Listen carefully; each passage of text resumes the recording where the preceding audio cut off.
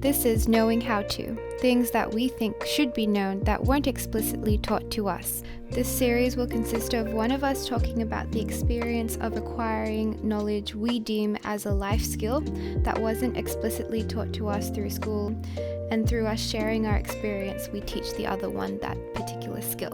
Disclaimer, we are by no means an expert at anything we are talking about. We are simply sharing our experience. So if you have something to add to the discussion, we would really appreciate that, because we acknowledge that we really don't know a lot and we're just sharing what we know in the hopes that it will be useful to someone. Okie dokie, let's get to it. So this one is about knowing how to defend yourself. So first we're going to talk about personal experience stories that have happened to us in terms of when we felt unsafe and what sort of made you realize that maybe the world isn't all rainbows and gummy bears and there are actually some bad people out there. I'll go first. My experience happened when I was about 16. And I was learning how to drive, and my driving instructor at the time was an old man, and I did not know, I don't know, I guess I wasn't aware that what he did wasn't, it sounds like it's really bad, but it's not that bad. Are you comfortable sharing or not? I'm comfortable sharing it. Okay. It's just that I feel bad for sharing it because it might not be as bad as what other people have experienced. I think that's another thing again. Like, if you're uncomfortable, you're uncomfortable. Like, you're allowed to make it known to other people that you're uncomfortable. That's true. Safety is a right. Yeah. It's not something that, and it's different for everybody. Yeah, that's true, and it doesn't invalidate my experience. No, not at all. That's true. Add that in there. That's true. Okay, I'll share my experience. I mean, again, I'm comfortable sharing my experience. It was ages ago. I was 16. So, yeah. So basically, what happened is my driving instructor tended to put his hands on my body. It's so weird. I can't like it. It's not something that I've really talked about. Yeah, I mean, it's fine if you're not comfortable. I'm comfortable. It's okay. Just give me some time. Just give it the time. Okay. No, so let me start again. Okay. So my story happened when I was around 16 years old and I was learning how to drive. I just got my L's here in Australia, my learner's license, and my parents hired a driving instructor to teach me how to drive. And so imagine a 16-year-old little girl with an old man in a car, in a vehicle that wasn't hers, who didn't know how to drive. So it's a situation. Kind of scary. Yeah, I'm very isolated in that situation. Even though I'm driving the car, but I think well, you didn't know how to drive the car, right? Yeah. And it was really small. It's a small thing, but basically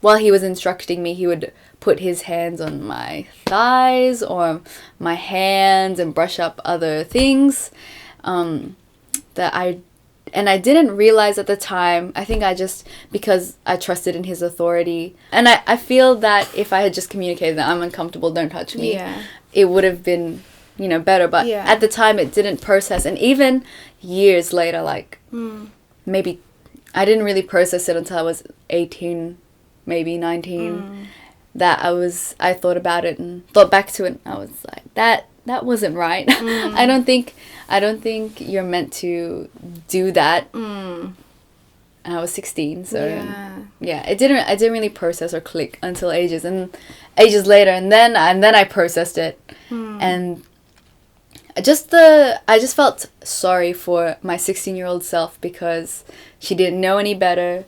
She was put in a situation that made her uncomfortable, wasn't even aware that she was in that situation, that she was, uncomfortable, was in danger, potential danger. Yeah. And just, that helplessness of not knowing what to do and just brushing that off because I didn't know any better. So, I wished you knew something I wished I knew something back then. Yeah. But I think, well, now we're knowing more things, so here we go. Yeah, it's prevention, that's hopefully not going to ever happen again, and I'm sorry that happened. It's okay. Okay. Peace with it. Okay, well, my story is sort of similar, happened around the same age. I've always liked to do sports and things like that, and I was at that age as well. I was already starting to realize my body is different and especially I grew up with two other cousins that were boys, and they would do a lot of sports, and I started to realize my body's different from theirs, and that awkward phase of, navigating puberty. Oh, it's so fun times. Yeah, so I started to realize, like, different parts, even though I'm not, like, ba-ba-boo or anything. There was a difference between my body and my cousin's body, so I started to, like, wear baggier clothes, and I didn't want to feel different from them. So even when I go on runs, I try to cover up. Like, I wore, like, basketball shorts and, like, really baggy, like my dad's t-shirts. So I literally looked like a sack of potatoes when I go for a run. And honestly, it wasn't good, because when I was running, it wasn't, like, it felt like there was two of me, because I couldn't move around. Like, I wasn't wearing proper sports gear, so it was just really sweaty and uncomfortable when I was running. But anyway. At this one time, I was running, and a car came towards me and slowed down, and it was filled with guys, all guys around our age now, so in our 20s, and I was probably like 16, 17, and they slowed down so slow, like they were right next to me, and I was still running like this. And see, even when I tell this story, like, I still get, like, scared. That's how much it affected me at that time, right? This guy, he rolled down his window and he screamed out towards me. He literally said, "You'd be good for sex." Like, he literally said that to me and slowed down. At 16, 17. Yeah. And then, so I was running, and then, for me in that moment, I felt like, oh my gosh, like, what's going to in your head, you just don't know what to do. I just kept running. Like, I just kept running. But I didn't know, like, looking back on it, I didn't know if they were going to get out of the car. There's a lot of them. Yeah, I can't. What am I going to do? Like, I'm just going for a run. Like, I'm literally just going for a run. And it wasn't even nighttime. It was just around my neighborhood, like I've always done. But there's this one particular, it just happened. But anyway, it was okay. Like, he rolled back the window. They, like, heckled and did some other strange things, and then they just drove off. And I remember just feeling, like, frozen, like I didn't know what to do with myself. Like, I just felt like, what is going on? And then I got really angry that I didn't say anything or didn't do anything. But then it's also like, what could I have said? What could I have done? And then all that, those talks about, you know, when my parents say, I used to get so annoyed that my boy cousins could do all these things and go all these places, and I wasn't allowed to go by myself, or I'd have to go with them. And it's like, why all these differences? I'm just a human, like my cousins, like I'm just the same. And then that was the first time I sort of realized, oh, like, I'm a girl, and that makes me different, and that makes me less sort of, I don't know, like, less free. And that was sad for me, because I was like, wow, it's true what they say. It's true. Like, I've had an experience that, like, affirms that. Anyway, let's get over that now. After hearing those stories, these things shouldn't be happening, right? But it's most likely going to happen.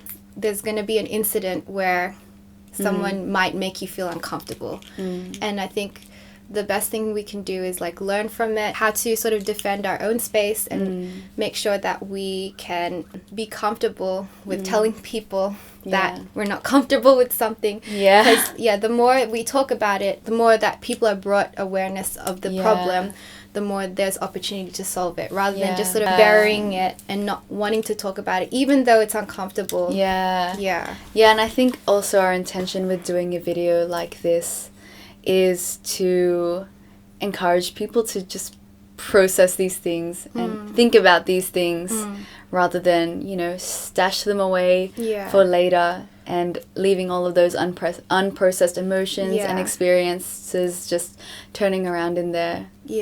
Like our stories, with all good intent, sometimes things happen that are out of our control. And I think that's with everyone, not just girls, like everybody. Everyone. And so we want to be prepared for those moments before they happen. So to help us understand what we are in control of, even though we're not in control of everything, you know, like just knowing what we can do. And doing something about it. That. We went to a small school, and when I went to uni, that was a massive culture shock for me, and I experienced a lot more attention that I didn't really want. Part of the reason why I started doing martial arts was to feel a bit more comfortable in myself, and it has helped me with that, and has given me a lot more, and I'm really passionate about martial arts. I really love. I'm so excited to get to share this. My personal notes about how to defend yourself. I'm excited for this. Before it escalates to physical, I have 4 main points, and they coincide with a lot of philosophies around Brazilian Jiu-Jitsu and like other martial arts. So the first one is to think about your boundaries. So think about what's okay and what's not okay for you, and what makes you comfortable versus uncomfortable in a situation, and what makes you feel safe versus unsafe before it happens. Because in my head, like when that happened to me, I never thought about that. I never thought that this could happen to me. Anyway, if you're going to a club or if you're going out, what are you comfortable? How are you comfortable with touching? I would say if I was telling my younger self something, just treat it like another person. So don't worry about their status or authority or whether they're a boy or a girl. If somebody is doing something that you feel uncomfortable with, like speak on it. I know with my sister, if she's like doing something to me that I don't like, it's very easy for me to tell her and let her know. If you think about a situation and then place somebody that you feel comfortable expressing your boundaries with, maybe that will help. So the first one was think about your boundaries. The second one is actually communicate your boundaries. So that's hard. That's a hard one, So, but the idea of actually communicating your boundaries is that it will give people the chance to do the right thing. And respect you. So speak out if you feel uncomfortable, and it's not an inconvenience to ask for what you need to feel safe. Like it's a human right to need to feel safe. Like it's very okay to ask for what you need in that regard. So when you do ask, you can tell whether they have good intentions or bad intentions because you've asked them. Then you're aware of like, if they continue to proceed, then they don't respect your boundaries. You know that they don't respect your boundaries, and then there's viable evidence for you to be like, this is not it. What you're doing is not it. So if they don't respect your boundaries, it's an indicator to be on guard and to already start making some distance there. And then the third one is it's more of a mindset thing. Like all of these things are more mindset before it even gets physical, because you want to stop it before you get physically in danger. You want to stop. You want to make as much distance. So the next point I have is trust your intuition. We already know when something doesn't feel right and when something feels right. And so acting on it and asserting what you think and how you feel. Like it's your job and nobody else's to communicate what's going on for you. No one's going to do that for you. And only you can feel it. So you're the only one that can speak up about it. So again, that's another thing to think about, sort of intuitively. If you feel like something's not right, you don't have to explain it to everybody. Like it's not really anybody's that's how you feel. It's alright. You don't have to validate it. Exactly. It's your emotions. I mean, your emotions are valid. So it's not rude to be like, I'm sorry, I just don't feel comfortable. Something about this place or something about, this person is I'm not feeling quite. And it's not about them, it's about you. You're not going to be for everyone. So some people are just not going to be for you, and it's okay to not be. It's okay for some people to not be for you, and it's really fine to establish that. That's really interesting. But I'll just go on a tangent, so let's continue. That's okay. No, it might be useful. I don't think so. It's totally about me. No, it's just interesting. Just that thing that everyone doesn't have to be for me, and you don't have to be for everyone. I think that's something that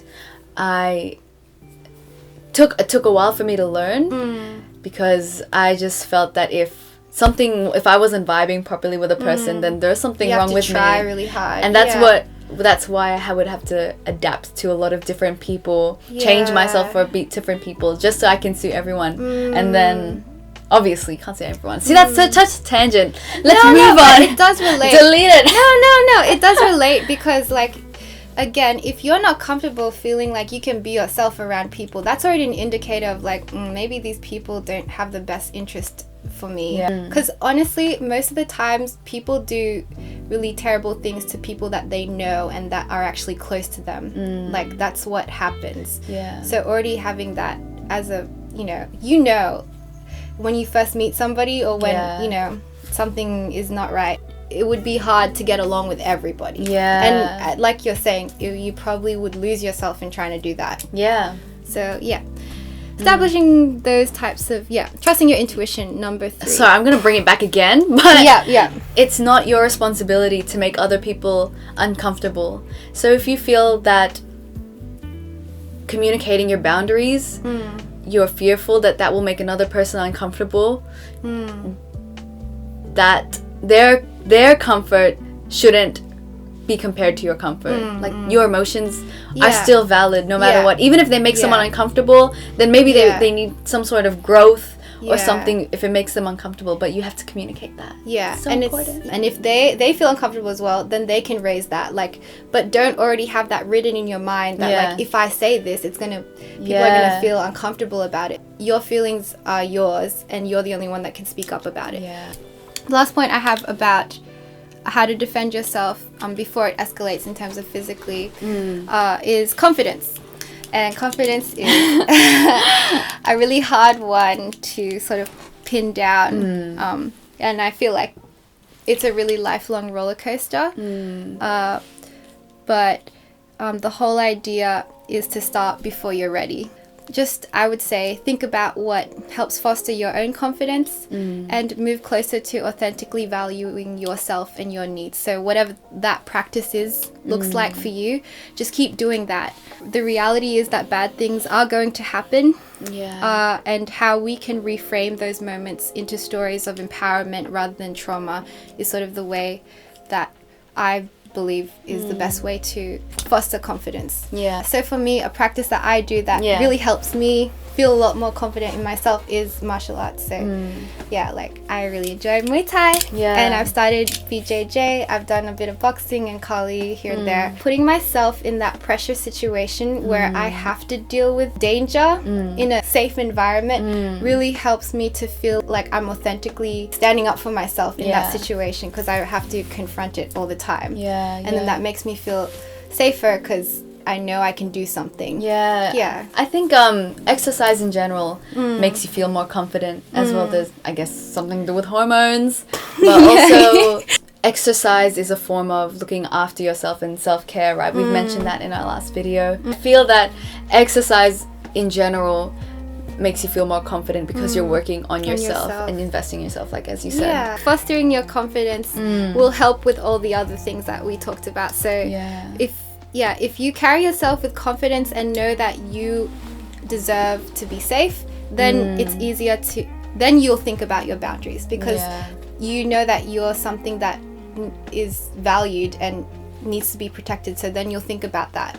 And then, that's true. And then you'll have the confidence to actually communicate your boundaries and trust your intuition. So confidence is the sort of thing that like ties everything together. So, and confidence, it comes from knowing your inherent value and knowing that you're worthwhile and valuable, that your feelings are valid, and you deserve to be safe. You deserve to feel safe. Exactly. So this is the second sort of bit. So tips on if it escalates to become physical. So I would say the best thing to do is sort of try to get away. So whether that is running away, screaming, making noise, drawing attention to yourself. So in the instance that they do manage to get a hold of you, these are some of my tips derived from mostly BJJ. Again, I just started BJJ, so amateur alert, but I'll be showing you 2 types of ways you can unlock your wrists. So the first one is to plant your feet firmly on the ground and have a good base, and then you twist your wrist towards the opening of their grip between their fingers and thumb, because that's the weakest spot, so you want to target that. And then you fold your elbow in towards their elbow whilst holding your fist. This creates an angle that they can't accommodate for. And once you've done that, you can then run away. So now here's some footage of Jamie trying to do the move. Come with me! So locate the opening, elbow to your elbow, grab my hand up, try again, okay, liking my hand. Because the normal reaction is to try to pull, right? Try to pull. But the thing is, like, if I'm stronger, it doesn't matter. I can just pull you, sorry. I can just pull you wherever I want to, so you're going to have to try something else. And that's what BJJ is about. It's about I think, minimal effort, maximum efficiency.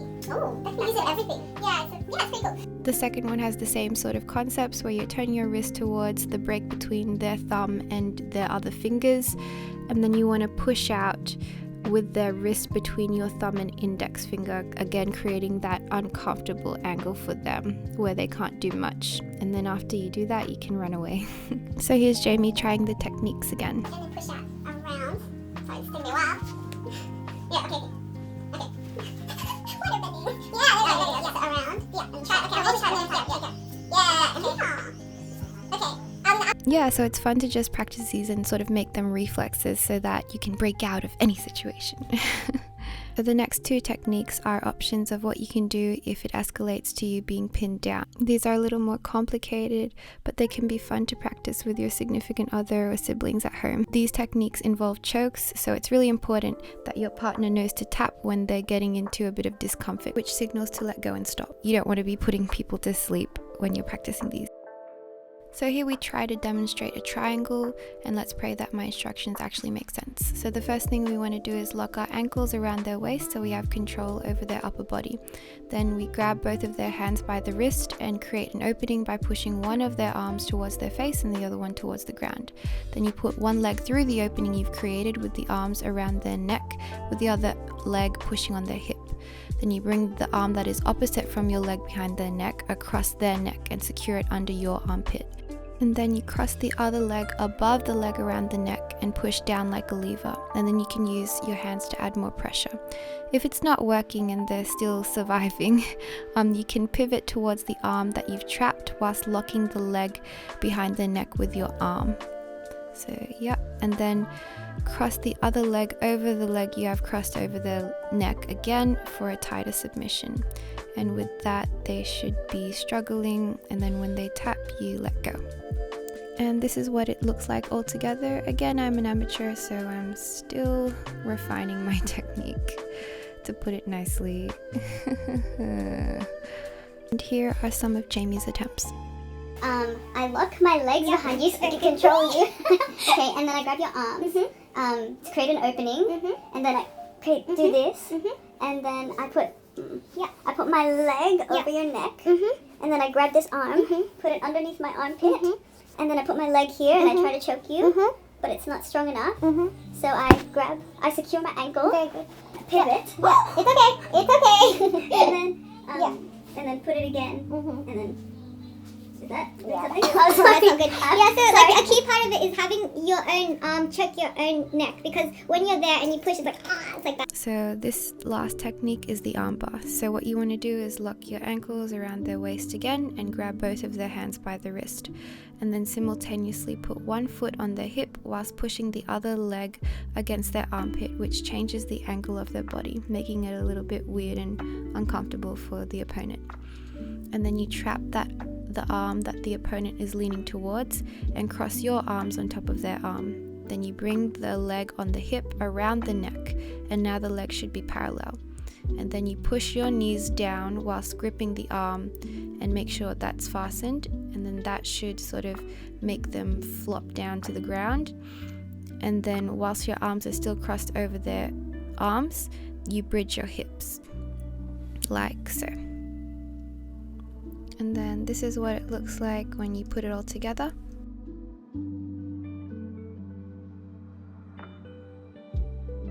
And lastly, here's Jamie stepping through it. I have the arms. Yeah. I'm going to pull this arm. I'll put this on the hip. Yeah. And pull this opposite arm. Put your leg towards my. Oh, okay. So again, so lock my leg. Yeah. Put my leg here. Yeah. And then put my other leg, and then put so that it's under your armpit. And then pull this. Yeah. And then this leg over my. Yeah, put this leg over your neck, and then push your legs down, and then pull that. Oh, sorry, this wasn't. Yeah, and then bridge your hips up. Ow. Oh, sorry. There you go. Good job. That was good. Cool. And then make that look good, like. So that was our video on self-defense. Hopefully you learned something. Again, I am not the expert at these techniques, so we're just sharing what we know. Yeah. So if you do want to learn more about BJJ, I'll link some videos down there that probably show the techniques better. Hopefully it was helpful to somebody out there, but even just having this discussion about safety, people safe, and boundaries, yeah. Hopefully it was good. Okay, bye. And much love. No. with love, and much gratitude, Jamie and Aiesha. Bye. Those are things that sort of you can do before it gets physical. Yeah. But now we'll start talking about if things get physical. That sounds really weird. Is there another way to say that? Physical. Break the tension with music. Ah! Is there another way to say that? No. You're walking down a street, or you look at the street and you're like, maybe not. Like, let's not play like games in your brain about, being a hero, because I don't know what I'm saying there, but anyway. Yes. Anyway, so you want to try it? Yeah, try again.